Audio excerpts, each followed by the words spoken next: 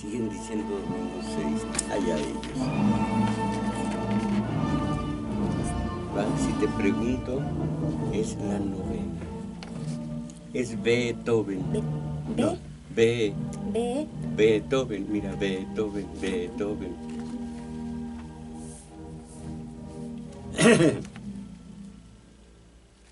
Las palabras tabú, mis valedores, esos vocablos satanizados con los que el sistema de poder mantiene el temor siempre encendido entre unas masas que caen en el engaño del riesgo que encierran esas que les presentan como verdaderas bombas de tiempo. Tal vez esas masas no conocen el significado cabal de semejantes vocablos, pero a su sola pronunciación se colocan a la defensiva, prestas a rechazar todo lo que se relacione con ellas. Las palabras tabú, peligro.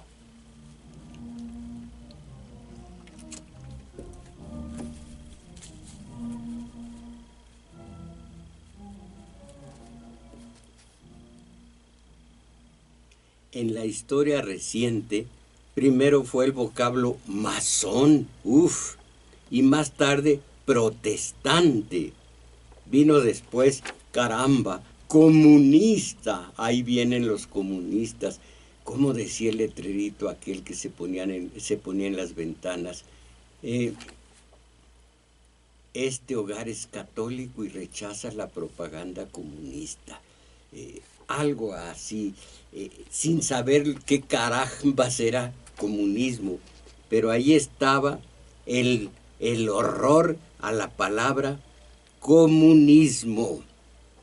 Y hoy el petate del famoso difunto se nombra una vez más populismo, veneno mortal para nuestra democracia, acerca de la cual mucho se cuida el sistema oligárquico de explicar su significado. Y si concuerda con eso que lleva ese apodo en nuestro país, democracia. Voy a hablar de esto en muy poco tiempo. Y ya lo he hablado antes tanto para demostrar que esto no es más que una democracia inconclusa, una democracia que no tiene nada de esa vertiente llamada democracia social, que es la importante. Pero en fin, en su momento platicaré con ustedes sobre democracia. Mientras tanto, se sataniza el populismo sin explicar su significado real. Caramba, adviertan ustedes cómo esa oligarquía en el poder fumiga en el país la forma más deleznable, más reprobable de populismo, el propio sistema, distribuyendo entre la población, sobre todo realmente entre la población más necesitada de recursos, tinacos y tarjetas de descuento en estas masas a las que a cambio del kilo de frijol le arrebatan su credencial de elector. Por su rumbo no ha habido reparto de tinacos y demás, compañera. Sí, maestro. ¿Sí? Sí, también, pues las bolsas, las gorritas, jarritas con vasitos, eso sí. ¿A usted no le ha tocado algo? Ni un vaso, ni una jarra. Hace bien, no le han pepenado su credencial de elector. Tampoco no. Cuídese mucho, ese es lo más rastrero del populismo. No llega a populismo. En fin, esta maniobra del reparto de kilos de leche en polvo y de, ¿cómo se llama esto? Costales de cemento y demás. Esta es una maniobra prohibida por ley. Pero mis valedores, estamos en México y el cártel de Atlacomulco no se va a detener por minucias como la ley. La ley. ¿Qué significa en México la ley? Pregúntenle ustedes al juez que le quitó toda responsabilidad a uno de los porquis, de nefando apodo, los porquis. A propósito, ojalá que las autoridades de nuestra Radio UNAM den un espacio a Humanísimo para que tengamos lectura, explicación de relatos, de poemas y demás. No reglas, no cómo se hace una redacción, ni mucho menos. Se intenta en Humanísimo sentir y hacer sentir, no hacer pensar, hacer sentir. Eso nos queda como vivencia. Y lo que he repetido a los contertulios del taller de lectura, esto aumenta, agranda nuestro mundo interior, afina nuestra sensibilidad, robustece nuestra imaginación, y así vamos saliendo del subdesarrollo mental, que es el peor de los subdesarrollos. Vamos saliendo de la mediocridad. Si queda por ahí algún espacio vacío, Humanísimo puede ocuparlo.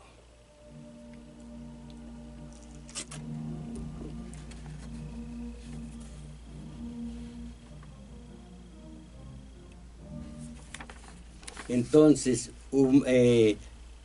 populismo, que no lo es infinitamente más bajo de lo que realmente significa populismo. Reparto mañoso, envenenado, torvo, de lo que dice la compañera, y también de varas de manta, como decimos en el pueblo. Cuando Cedillo, mi primo el Gerásimo, estuvo muy activo y me llevó a casa alguna ropita interior hecha de manta, y era para la propaganda precisamente de Cedillo. Aquí se llama alforza lo de arriba, en las alforzas decía, para el bienestar de la familia. Y más abajo en el calzón decía, él sabe cómo hacerlo. Ni supo.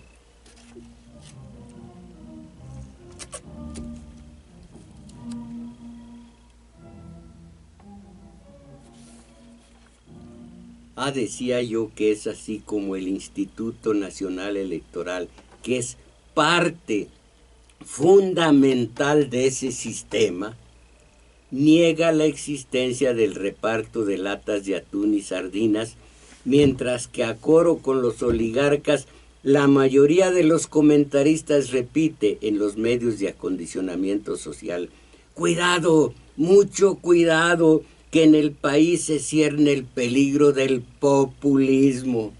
López Obrador, por supuesto, ese personaje mítico, y mítico, y además de mítico, carismático, al que por cuestión de su peso específico entre las masas, el sistema no se atreve a llamar por su nombre, a llamarlo por su nombre. Pero vamos a ver, ¿qué es para ustedes el populismo?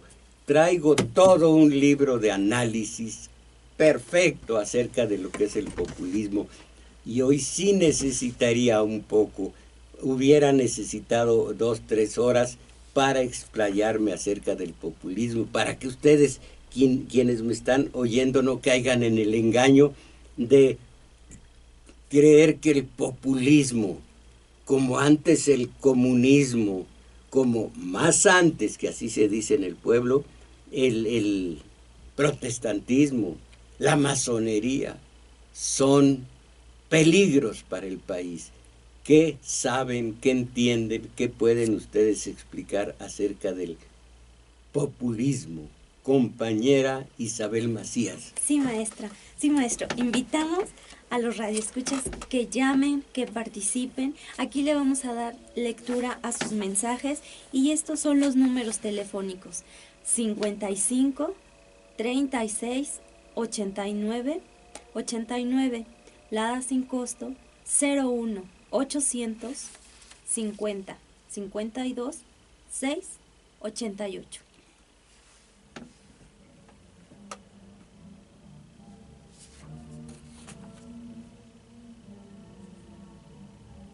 Oigan, qué música, escuchen esto, caramba.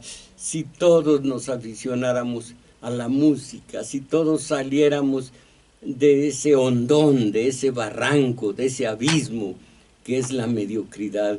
¿Qué es lo que estamos oyendo, compañera Isabel Macías? Escuchamos la novena de Beethoven.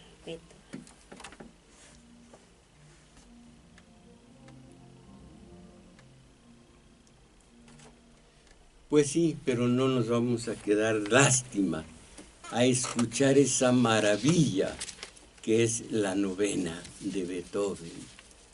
En fin, como decía a sus buenas mercedes, todavía no se atreven del todo los del sistema de poder, los oligarcas, a decir populismo de López Obrador. Pero Acción Nacional sí. AMLO, el gran populista, la vicecoordinadora del PAN en la Cámara de Diputados, una señorita de nombre Eloísa Talavera, asegura que el gran populista de México es Andrés Manuel López Obrador, solo que no dice, sí dice por qué es un peligro. Podría provocar a las calificadoras internacionales. Y sigue diciendo que en medio de la incongruencia ha hecho presa la conciencia de millones de mexicanos que, si bien no han sido grandes beneficiados de programas sociales, en él no encontrarán respuesta. Y no solamente eso, expresó, está latente la amenaza de que en caso de llegar a la presidencia, y este es el horror, echará abajo las reformas energética, educativa y laboral, esa reforma laboral que yo he estudiado. Peor, no puede haber una clase de reforma, entre comillas, que tanto privilegie a los del gran poder económico y tanto perjudique a las masas. Todas las ventajas, los postulados del obrero, que ya estaba bajo el dominio del poder, pero de todas maneras, desde Luis N. Morones y después Vicente Lombardo Toledano, y luego los 5 lobitos, y luego hasta hoy la reforma energética terrible, la educativa, a ustedes les consta, pero la laboral, populismo e impopularidad, dice José Buendía Hegewich, con la cantaleta de los últimos 2 sexenios, el presidente Nieto vuelve a azuzar el miedo al populismo para tratar de rescatar el gol de la honrilla. No voy a seguir con esto. Si tenemos que acudir a términos futbolísticos, mejor allí lo dejo. Y me voy a los conceptos del analista internacional. Comienzo con esta lectura. El populismo, contrariamente a lo que piensan los intelectuales, es social y también doctrinario, pues se trata de un enfoque capaz de integrar múltiples demandas sociales, espirituales y políticas. Su dinamismo expresa una voluntad moral que unifica las creencias tradicionales en un plano de principios. 2 puntos. Pueblo, nación, patria, libertad. Su pragmatismo le hace redescubrir el entusiasmo colectivo y una perspectiva de futuro para todos. Sus promesas son simples: justicia, trabajo, seguridad, orden. La forma del discurso hace que los mensajes sean cálidos y directos, capaces de evocar la creatividad popular, el esfuerzo colectivo, la obra común. Las exigencias son concretas: lucha contra el desempleo, el libertinaje, la corrupción política.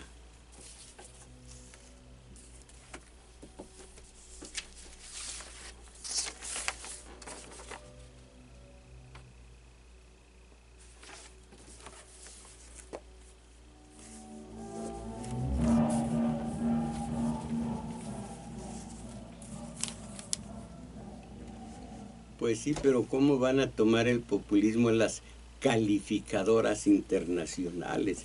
Sigo leyendo. Las experiencias populistas son reacciones de cólera y de desconfianza. Cólera contra las injusticias y la sordera de las élites. Desconfianza frente a las instituciones que mantienen el statu quo. De allí surge su asombrosa vitalidad, pues el populismo es, en último término, más bien una sirena de alarma que una explosión que destruye todo a su paso. Es una advertencia, una revuelta más que una revolución, que reprocha a las autoridades su impostura y cobardías, sin poner realmente en peligro el poder. Si su mensaje es atendido por los gobernantes, entonces puede ser percibido como una respuesta positiva frente a las fuerzas centrífugas que amenazan los núcleos de la unidad de la nación.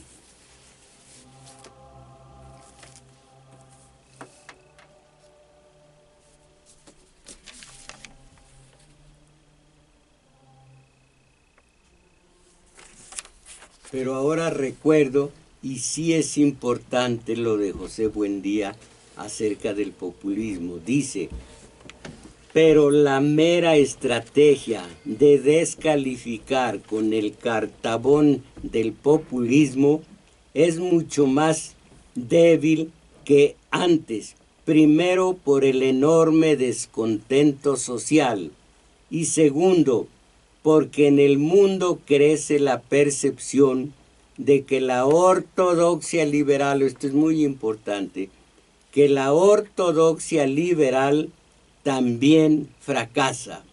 La profunda desconfianza en el gobierno y las instituciones revela que la mayoría de los mexicanos cree que el sistema falla,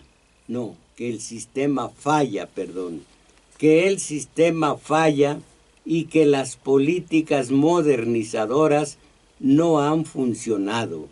Y una pregunta: ¿es viable recurrir otra vez al temor al populismo como estrategia para refrendar la oferta política liberal, entre comillas, en el 2018?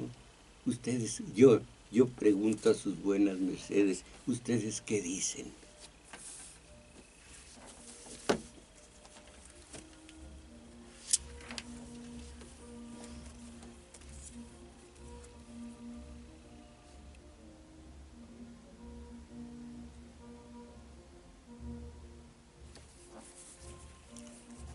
Y ahora el carisma.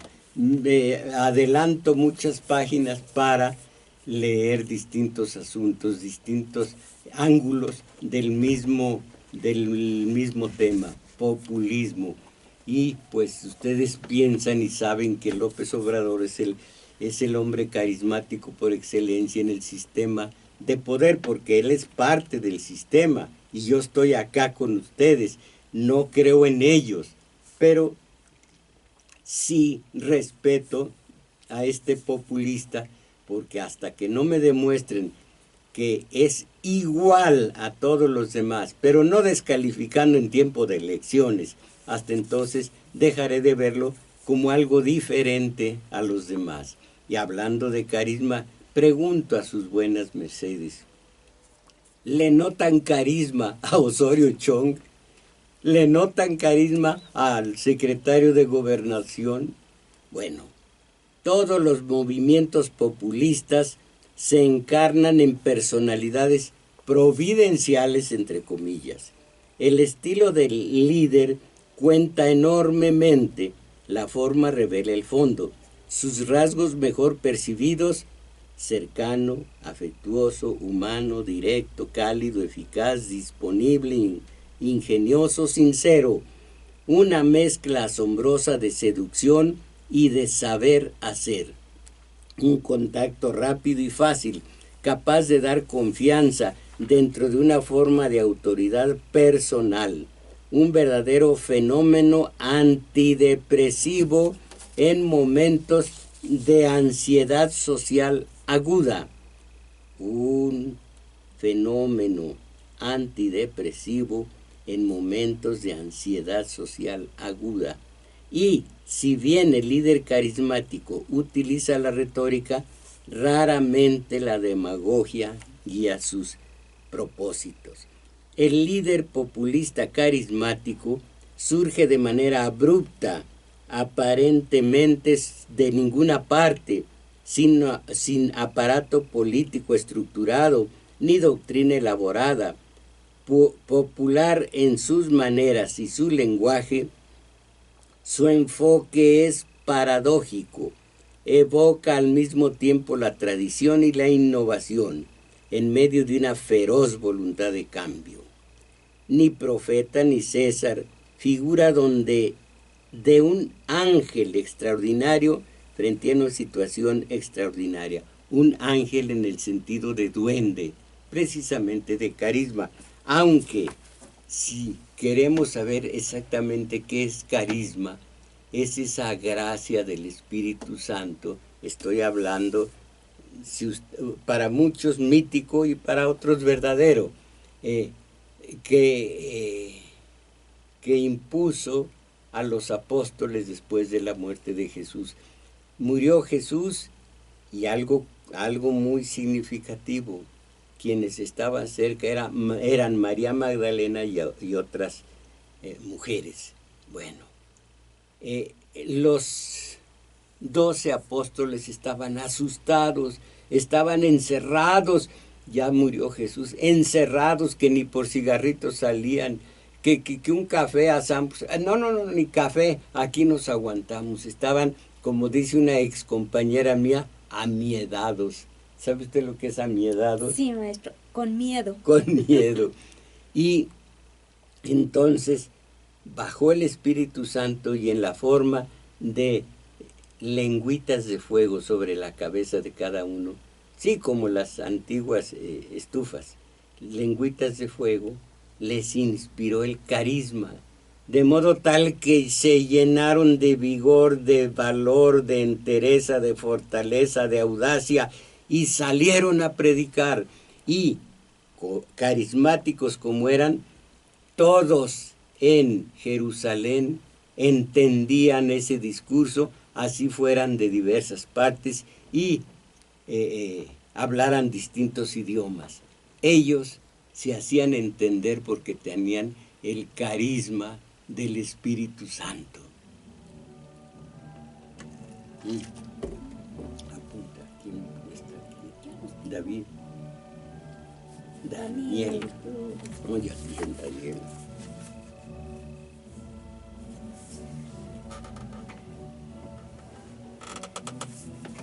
A ver.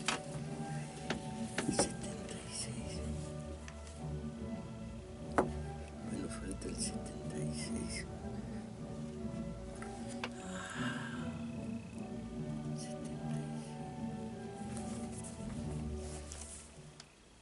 El líder carismático aporta a todos una lectura clara de las situaciones complejas y una gran lucidez en la demistificación de la realidad del poder. Le quita todo el engaño al poder. esos engaños de que voy a hacer, yo he hecho, yo hago, y que la reforma la reforma laboral es un beneficio para los trabajadores. Embustes gigantescos. Sigo leyendo sus discursos, los del líder carismático.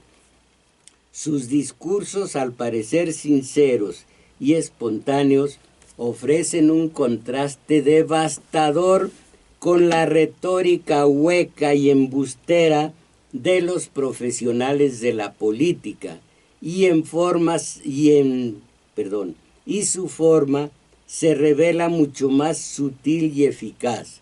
Maneja hábilmente los recursos semánticos para desentrañar con certeza las ambigüedades ideológicas de sus adversarios. En muchas ocasiones, al hablar de sí mismo, marca una distancia con sus propias ideas, experiencias, vacilaciones y errores, hasta el punto de dar la impresión de una gran agudeza de razonamiento y de sensatez.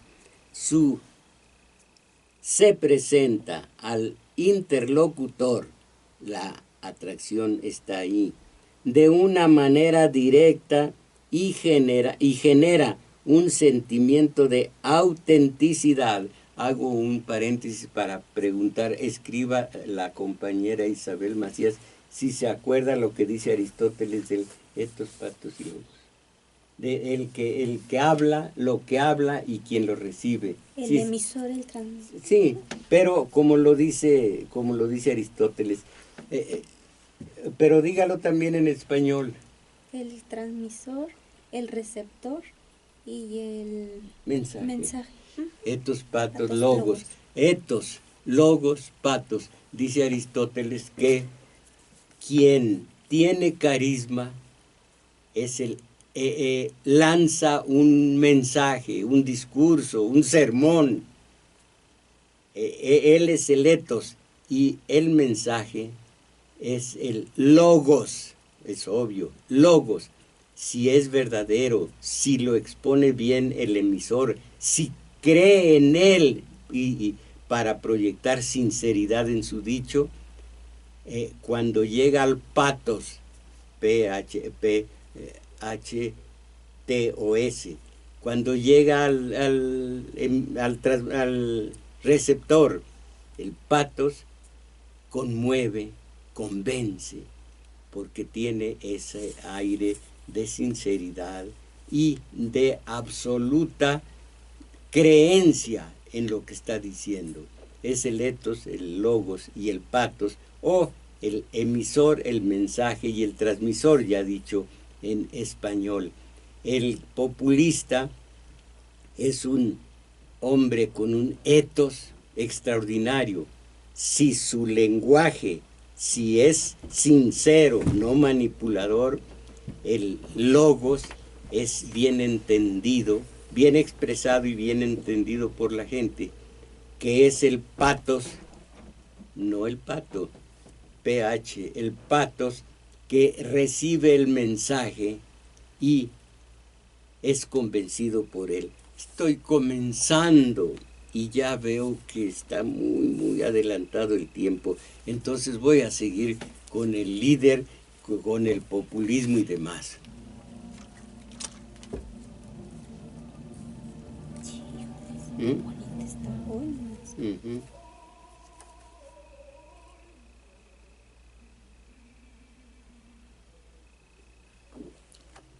Ahora, ya no de manera ordenada, sino al azar, porque me queda poco tiempo, leo. Los partidos políticos canalizan cada vez menos los potenciales de renovación de la acción social y política. Su rol, su papel, es severamente contestado y criticado. Las figuras, es un momento, lo que yo no entiendo, y ahora lo voy a leer y a ver si comprendo el fenómeno tremendamente contradictorio. Lo que no entiendo, repito, es que eso que queda del PRD haya casi llenado el zócalo capitalino.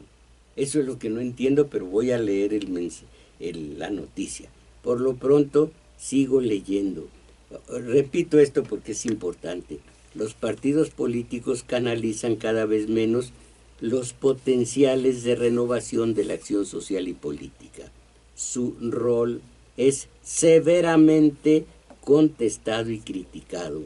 Las figuras y los representantes de la clase política pierden en credibilidad y los procesos electorales se muestran cada vez menos motivadores. El abstencionismo es generalizado y masivo. No en México. En México, ¿cuánto arrastra, no el ejemplo, como en los profetas de la antigüedad, no el ejemplo, cuánto arrastra un buen tinaco, cuánto arrastra una buena dotación de sardinas, cuánto arrastra una provisión de artículos de la canasta básica. ¿Cómo se llama? Eso, dígalo fuerte. Una despensa, ¿no? ¿Cuánto arrastra en México una despensa de diversos productos? Una democracia, entre comillas, que huele, que tiene tufo de sardina y de atún.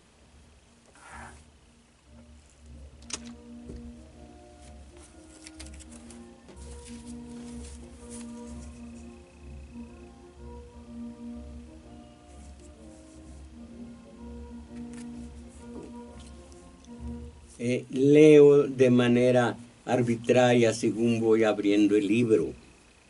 En los hechos, casi todo el mundo tiene una opinión y cree saber qué es el populismo, pero pocos son los que se aventuran a definirlo de manera precisa, pues los niveles de explicación se mezclan sin cesar, así dice, pues los niveles de explicación se mezclan sin cesar. Así, pues los niveles de explicación se muestran sin cesar. 2 puntos.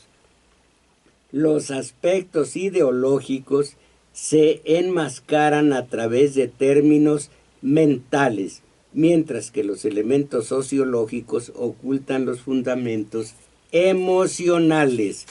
En la práctica existe una suerte de consenso académico que hace del populismo, oigan esto, que hace del populismo un enemigo político.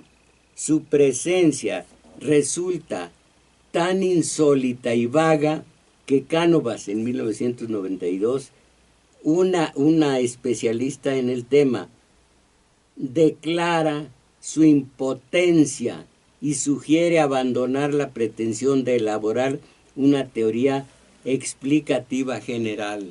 Oigan esto, voy a repetirlo, lo que es la autocrítica de un especialista, en este caso una mujer especialista en el tema, que al final declara su impotencia para decir realmente lo que es el populismo y sugiere abandonar la pretensión de elaborar una teoría explicativa general. Y aquí a ustedes, yo me defiendo, les embombillan el término populista y ustedes saben lo que eso significa, ellos saben lo que eso significa. ¿Y qué es populismo en México? ¿Qué es populismo? Un político de Tabasco, algo así. ¿Qué es populismo? Como pues, López Obrador, maestro. López Obrador. Populismo, López Obrador. Pero el populismo, López Obrador. El Mesías tropical, el peligro para México. Repito, López Obrador es parte del sistema de poder. Creo que hace 8 días dije a sus buenas mercedes que yo no hablo con el sistema de poder, no me importa. Yo ignoro, no, retiro la palabra ignoro, no me importa hablar al sistema de poder, criticarlo. Les dije, se critica aquello de que se tiene con la que se tiene alguna relación. Critico a mi hijo, critico a mi hermano, critico a mi señor padre, dice, ándale, critícame y así te va. Bueno, se critica aquello que nos suscita interés, estimación, amor. Pero yo al sistema de poder, yo hablo exclusivamente a ustedes, a las masas, a la gente, diciéndoles, miren lo que nos está haciendo el sistema de poder. Catálogo de agravios. Catálogo de buenas intenciones, yo no le entro a eso. El gobierno debería hacer esto, debería Peña hacer esto otro. No, Osorio debe hacer esto. Hay que hacer que las leyes, hay que... Eso hasta me aburre, me impacienta, me da coraje. Sistema de buenas intenciones. Lean ustedes un buen artículo sobre populismo, por ejemplo, y un final. Por lo mismo Peña debería, por lo mismo el sistema debe. Esas buenas intenciones huelen, apestan un poco a un autor. ¿Cómo se llama este autor? Ah, sí, maestro, se llama Bucay. Bucay. Bucay. Es el desarrollo humano, superación personal. Sonríele en la mañana al despertar. Abre la ventana y sonríe al mundo. Y el mundo te va a sonreír. Ándale, pues. Es lo que les digo. El taller de lectura no tiene nada con reglitas de esa naturaleza. No, va al sentimiento. Al sentimiento. Ayer vio únicamente el final de una película la compañera Isabel Macías. Se quedó silenciosa. Se quedó totalmente aplastada, apabullada. Después la oí suspirar y dice que ella, que vive en su parte, ella que vive con en su mundo, que no dormía en un principio, sintiendo el final de Salón México. Ustedes se dan cuenta cómo allí se llevó a cabo un fenómeno de sentimiento. No le dijeron nada, no le explicaron a la compañera, simplemente percibió la soledad, el dolor, el abandono del ser humano y una musiquilla barata que era de bailecitos populares, horrorosa. Allí la melodía esa, totalmente quintopatiera, sin más. Quintopatiera no porque, ustedes saben que fui indigente, no fui pobre, fui indigente. Viví en vecindades la mayor parte del tiempo y sé lo que digo. Entonces, quintopatiera la melodía. Allí es un himno al dolor, al abandono, a la tristeza, a la soledad. Juárez no debió de morir. Esa musiquita, lo que es elevar eso a la altura del arte. Quedó aplastada la compañera con el final de Salón México. Estos trayectos también. Estos hablan del tema de aquí.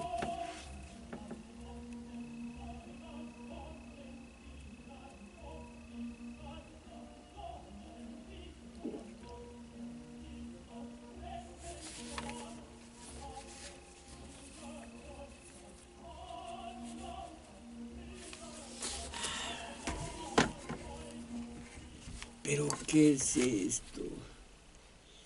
¿Con quiénes estoy tratando?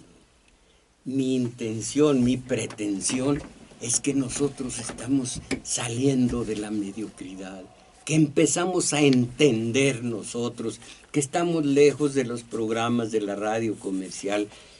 Tomás Aquino Mojarro, lamento mucho que sin que usted conozca la masonería exprese lo que provoca a los demás. Sí la conozco desde su fuente en el medievo, conozco bien la masonería. Estoy diciendo que por qué toman a la masonería como el comunismo que conozco y que respeto, y como el protestantismo, tanto de Calvino como de Lutero, todo eso lo utiliza el sistema de poder para meter miedo cuando son términos limpios. Eso quise decir. Entonces, el desconocimiento, sepa usted que los masones trabajan combatiendo los vicios, la ignorancia y a los hipócritas. Le mando un ósculo de paz. Bueno, mire Tomás Aquino, me opongo a que el comunismo, el socialismo, el protestantismo, el populismo, la masonería sean palabras terribles para unas masas ignorantes que creen realmente que es malo el comunismo, es malo el socialismo y es mala la masonería. Eso dije, eso quise decir, que no son palabras tabú porque las utilizan de manera perversa los sistemas de poder, los oligarcas, para así meter miedo injustificado en la gente. Algo más que haya llegado, Roberto Ávila, qué bueno que salió Perelló, usted nos hace dudar de su credibilidad ya que aparece. Ya no aparezco ni hago, no, Roberto Ávila, está usted equivocado, porque yo estoy aquí y aquí estaré. Y a propósito que acaba de llegar. Sí, maestro. ¿Puede leerlo? Sí, maestro, dice: Señor Tomás Mojarro, soy fiel radioescucha del programa Buenos Días. Desde su regreso a la transmisión matutina he disfrutado y aprendido mucho de sus comentarios. Es por eso que espero su pronta recuperación, aun cuando probablemente su médico ya no le permita volver. Mi intención es hacerle saber lo importante que es su presencia en el programa. Recibo un cordial saludo y respetuoso de su servidora María Cristina Aldana. Señora o señorita María Cristina Aldana, yo no tengo un médico, yo no tengo mi médico, mi oculista, hay que leer Tener o Ser, un ensayo de un libro, para que nos entendamos, de Fromm. Yo no estoy enfermo, no he estado enfermo, no, ni tengo médico, y no he platicado con ningún médico, y ningún médico me ha recomendado nada. Yo hago mi vida de todos los días, y dijo una vez, hace 1000 años, una hermosa señorita, me dijo: te ha de querer mucho Dios, porque pues estás sanito. Yo dije como Manzanita de California. ¿Cómo se apellida la persona que dijo Dios te ha de querer mucho? No me acuerdo quién fue. No, maestro, no me acuerdo. Que me ha de querer mucho. Yo estoy sano, estoy haciendo mi vida, no tengo cercanía con médico alguno. ¿Quién fue quien esto dijo? Y que se lo agradezco, María Cristina Aldana. Ha habido muchísimos mensajes y llamadas telefónicas. Anteayer, una llamada a las 2 de la mañana, a las 12, que me espantó el sueño y que tuve dificultad para volverme a dormir. Me hablaba diciendo: ¿cómo está su salud? Pues yo dije, si usted me permite seguir durmiendo, la salud va a seguir bien. Si no, mañana voy a estar con unas ojeras. Ojeras. Marcos García, dice el maestro que Andrés Manuel es parte del sistema de poder. Si es así, ¿por qué no lo dejaron llegar a la presidencia en el 2006? Pero también no han dejado llegar a muchos más, solo llega uno. Los demás no son parte del sistema de poder. La Bastida no es parte del sistema de poder. Voy a decir su nombre, Fernández, ¿cómo se llama? Gracias, Diego Fernández. ¿Es Diego? Fernández. No, no es antes de Fernández. Diego, algo, el barbón este. ¿Qué? Porque perdió en un proceso electoral, no es parte del sistema de poder. Ahora, Agustín Mondragón, qué desgracia que por una palabra dicha en la... Ay. Mire, señor, estoy absolutamente de acuerdo en que quien utiliza semejante mensaje y dicho con semejante lenguaje, no debe estar frente a estos micrófonos. Entonces, voy a leerlo, pero no estoy de acuerdo en esta ocasión con usted, don Agustín Mondragón. He conocido a esta persona desde antes y entonces no estoy de acuerdo en lo que usted diga, pero lo voy a leer. Qué desgracia que por una palabra dicha en la radio le hayan quitado a este hombre el programa que trataba de mentalizar a la gente. Cuando vemos en la TV, hay imágenes más pervertidoras que esa palabra. ¿Acaso la UNAM se está derechizando y van a manejarla caballeros de Colón, legionarios de Cristo o del Opus Dei? Debió llamársele la atención, pero no correrlo. Pues don Agustín Mondragón, no se me enoje, pero para mí, desde hace mucho antes, que debió haber sucedido esta situación. Fernando Tapia, definitivamente solo quisiera saber si es bueno o malo el populismo. Mire, hace rato dije una opinión de una especialista que dijo, y a final de cuentas, yo termino por decir, no sé realmente lo que es el populismo. Lo leí y lo leí 2 veces desdichadamente, como ya no voy por orden, sino como va saliendo, no lo encuentro para leerlo de nuevo, Fernando Tapia. Pero a ver si está usted de acuerdo con la analista. No se puede decir que es bueno o que es malo, ni que es todo lo contrario. No se puede decir que sea bueno o es malo. Concurren a la hora del análisis, muchísimos factores que lo hacen Aquí está, mire, Fernando Tapia. En la práctica existe una suerte de consenso académico, a ver si lo entiende, según lo voy diciendo, que hace del populismo un enigma político. Su presencia resulta tan insólita y vaga que Canavan, creo que dije mal hace rato, que Canavan, una especialista en el tema, declara su impotencia y sugiere abandonar la pretensión de elaborar una teoría explicativa general. Está clara la situación, don Fernando Tapia. Solo quisiera saber si es bueno o malo. Escuchó ahora a una especialista y todo este libro también, ¿cuántas páginas? Así nada más bien 250 páginas, hablan del populismo y al final se dice, puede ser, tiene diversas circunstancias. Mire, esto no lo iba a leer, no lo voy a leer, pero permítame, muy rápido. Populismo. El concepto de populismo deriva de pueblo y literalmente denomina la estrategia de las corrientes políticas, etcétera, etcétera, y más adelante. Posiblemente el primer movimiento político con esa denominación fue el Narodniki. Narodniki.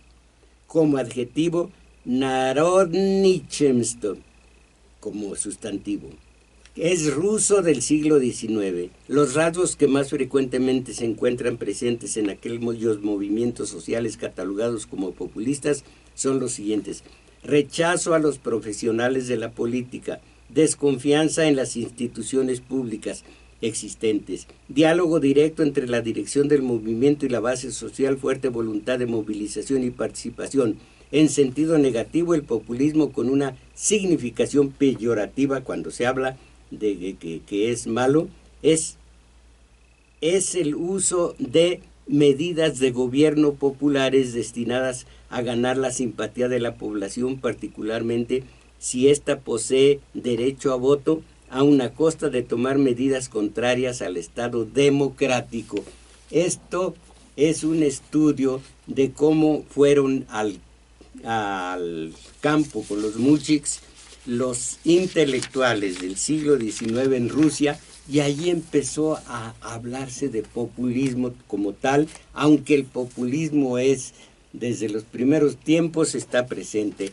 Entonces, yo que lo he estudiado, aquí tengo a la mano muchos documentos, digo a su merced, su buena merced, señor Fernando Tapia, no sé, pero tampoco los especialistas, si sea bueno o malo. Es según, supongo, y este es solo un suponer, que una medicina que se llama cortisona es buena para algo, pero mala para algo más.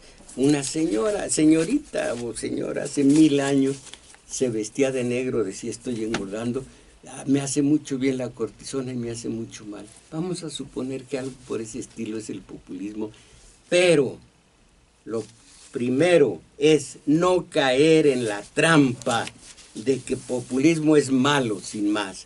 No, me asustó la entrada del compañero que siempre me dice que es todo. Mis valedores, populismo, no se dejen, no caigan en el engaño.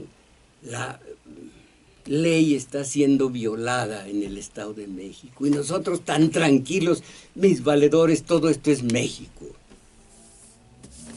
Ya no nos alcanza tiempo para un mensaje.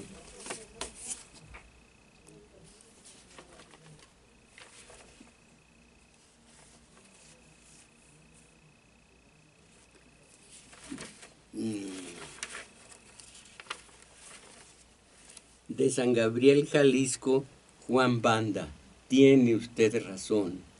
Es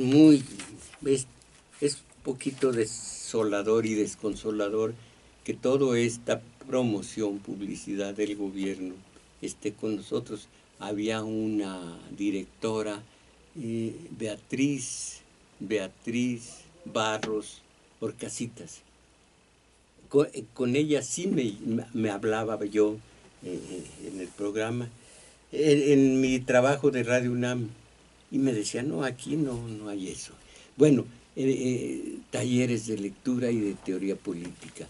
Taller de teoría política, sábados, 11-13 horas, en el Centro Cultural El Juglar, situado en Manuel M. Ponce 233, Colonia Guadalupe, IN. Taller de lectura, domingos, también en el Centro Cultural El Juglar, de 1 a 2 y fracción de la tarde. Ambos son importantísimos. Primero, para para saber qué es populismo, qué deja de ser, la historia de México. Estamos entrando al horror que fue un movimiento cristero provocado por el alto clero y demás. La historia, esa estrella polar del comentarista. Esto, los sábados 11 a 13 horas, y ya me voy. Agradecemos su valimiento a Crescencio Suárez en los controles, a Juan Carlos Osornio en continuidad, y en los teléfonos auxiliaron Carlos Valencia, Roberto Cruz, Daniel Cruz, que grabaron este video que ustedes pueden ver en la semana. Recuerden que hoy domingo ustedes están invitados 1 de la tarde, taller de lectura, el maestro Mojarro e Isabel Macías. Ahí los esperamos. Y mis valedores, a salir de tinacos y de latitas de atún, a salir de la mediocridad. ¡Ánimo!